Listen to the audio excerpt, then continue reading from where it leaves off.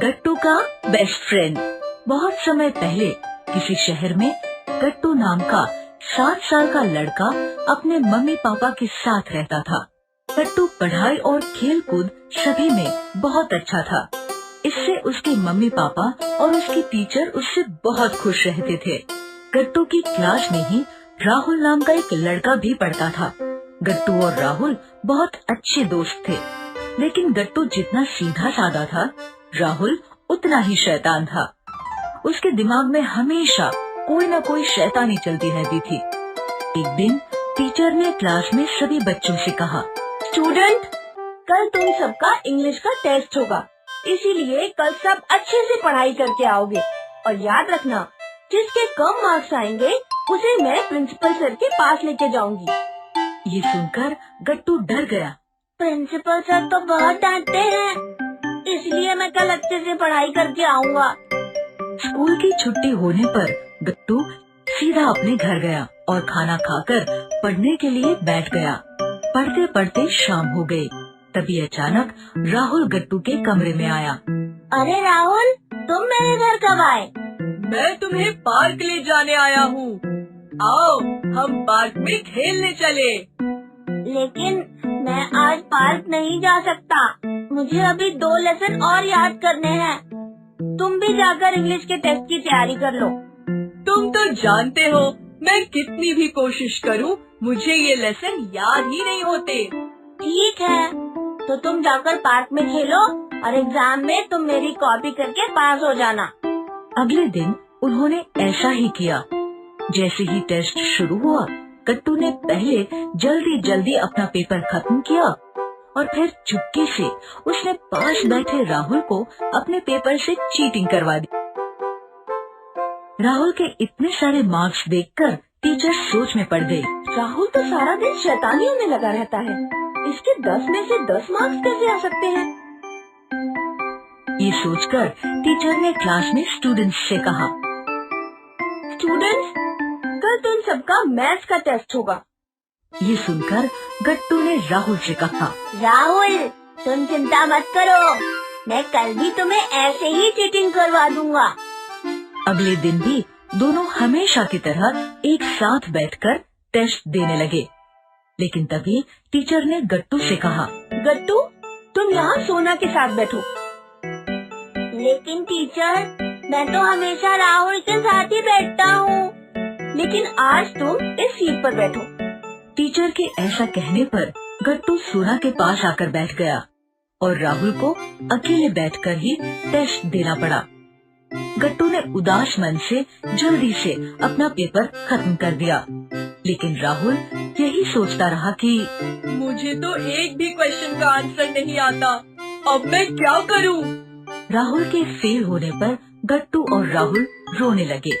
तुमने कहा था तुम मुझे अपनी आंसर शीट में चीटिंग करवा दोगे। सॉरी राहुल, लेकिन टीचर ने मेरी सीट ही बदल दी। उन दोनों को रोते देख टीचर उनके पास आई और उन्हें समझाते हुए बोली, राहुल, मैं जानती थी तुम हमेशा गट्टू की आंसर शीट से चीटिंग करके पास होते थे, इसीलिए मैंने जानबूझकर दोनों की सीट बदली थी। और गट्टू, राहुल से ज्यादा ये सीख तुम्हारे लिए है। अच्छे दोस्त अपने दोस्त को गलत करने से रोकते हैं, न कि उनकी गलतियों को छिपाकर उन्हें बचाते हैं। तो बच्चों, इस कहानी से हमें ये शिक्षा मिलती है कि हमें अपने दोस्तों की गलतियों को छिपाना नहीं चाहिए, बल्कि एक अच्छे दोस्त की तरह अपने दोस्तों को गलतियाँ करने से रोकना चाहिए। भक्त प्रहलाद की पॉजिटिविटी। होलिका दहन का दिन था। गट्टू चिंकी काफी टेंशन में किताब खोलकर पढ़ रहे थे। ये चैप्टर 3 बार पढ़कर भी समझ में नहीं आ रहा। मैं भी बस पन्ने पलट रहा हूँ, समझ तो कुछ नहीं आ रहा। तभी मम्मी आई और बच्चों से कहने लगी, बच्चों, आज त्योहार है, बहुत सारा खाना बनाना है, जरा किचन में आकर मेरी मदद करो। ये सुनकर गट्टू चिंकी नाराज हो गए। क्या मम्मी, दिख नहीं रहा हम पढ़ाई कर रहे हैं। परसों एग्जाम है, हमें टेंशन है, पढ़ने दो ना। ये सुनकर बेचारी मम्मी निकल गई और गट्टू चिंकी फिर से पन्ने पलटते रहे। रात हो गई, अंधेरा छा गया और मम्मी फिर से बच्चों के कमरे में आई। चलो बच्चों, हमें होलिका दहन के लिए नीचे जाना है। ये सुनकर गट्टू गुस्सा हो गया। आप जाओ, हमें नहीं आना, हमें चैप्टर क्लियर करने हैं। ये सुनकर मम्मी भी गुस्सा हो गई। क्या नखरे हैं तुम दोनों के? त्योहार का दिन है, खुशी का माहौल है और तुम मुंह फुलाकर बैठे हो। मेरा माथा न ठनकाओ, चुपचाप नीचे आओ। यह सुनकर गट्टू चिंकी रोने लगे। तभी दादी का आगमन हुआ। क्या हुआ बहू, क्यों डांट रही हो बच्चों को? देखिए न मम्मी जी, पूरे लॉकडाउन में एक बार भी किताब नहीं खोली, मस्ती करते रहे।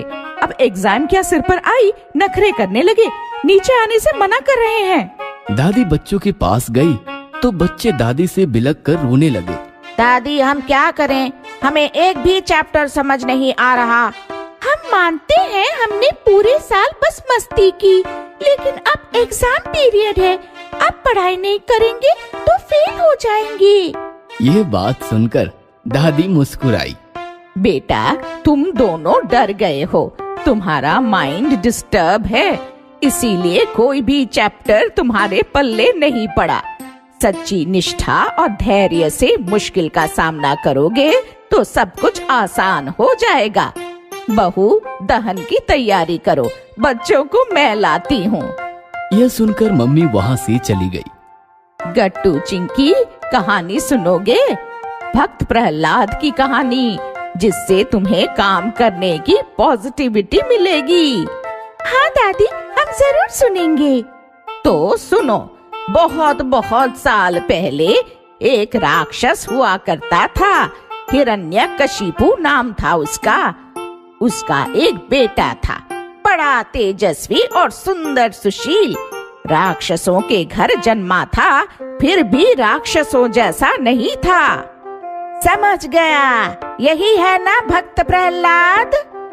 हाँ, यही है हमारा हीरो भक्त प्रहलाद, और कहानी का विलन है प्रहलाद का पिता हिरण्यकशिपु। प्रहलाद ईश्वर की सच्चे मन से भक्ति करता था और सुबह शाम दिन रात बस ईश्वर का ही नाम लेता था। यह देखकर राक्षस राज हिरण्यकशिपु गुस्सा हो गया, क्योंकि राक्षसों को ईश्वर नाम की एलर्जी थी। उसने प्रहलाद को काफी समझाया, मारा पीटा, फिर भी प्रहलाद नहीं डरा, ईश्वर का नाम लेता रहा। फिर क्या, हिरण्यकशिपु को और गुस्सा आ गया। उसने अपनी राक्षसी बहन होलिका को बुलाया। होलिका को वरदान प्राप्त था, उसे आग भी नहीं जला सकती थी। हिरण्यकशिपु ने होलिका से कहा, प्रहलाद को गोद में बिठाकर जलती चिता पर बैठो, आग में जलेगा तभी उसकी अकल ठिकाने आएगा। फिर क्या, होलिका प्रहलाद को गोद में लेकर लकड़ियों में बैठ गई। लकड़ियों को आग लगाई गई और देखते देखते चिता भड़क गई, लेकिन भक्त प्रहलाद फिर भी नहीं डरा। जलती आग में आंखें मूंद कर, हाथ जोड़कर ईश्वर का स्मरण करता रहा और कमाल हो गया। उसकी भक्ति से ईश्वर प्रसन्न हुए और आग का उस पर कोई असर नहीं हुआ। लेकिन राक्षसी होलिका वो जोर जोर से चीखने चिल्लाने लगी और देखते देखते आग में भस्म हो गई। देखो बच्चों, भक्त प्रहलाद जैसे छोटे बच्चे ने सच्ची निष्ठा और धैर्य से ईश्वर की आराधना की और ईश्वर को भी उसकी मदद करने आना पड़ा। इस कहानी से तुम्हें क्या सीख मिली? संकट कितना भी बड़ा क्यों न हो, बिना डरे धैर्य से उसका मुकाबला किया जाए और निष्ठा के साथ अपना काम किया जाए तो संकट छूमंतर हो जाता है। अगर आपको हमारी वीडियोस पसंद आ रहे हैं तो इन्हें लाइक करें, कमेंट करें और सब्सक्राइब करें